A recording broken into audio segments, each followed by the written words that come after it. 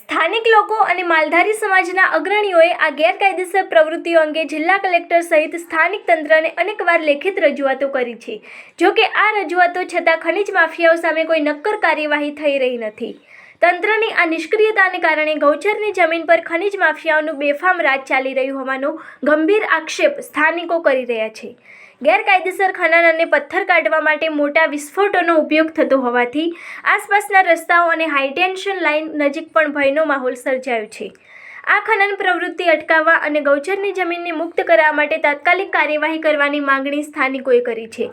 તંત્ર દ્વારા કાર્યવાહી ન થતાં સ્થાનિકોમાં ફેલાઈ રોષની લાગણી। કોને પૂછીને તમે પાણા કાઢો?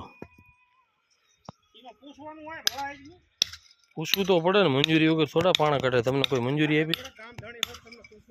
ના ના, અમે ચા કહી અમે ગામ ધણી સરકારની મંજૂરી લઈને કાઢો।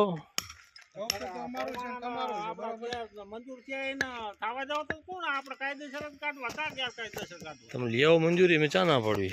કાયદેસર મંજૂરી લઈને કાઢો।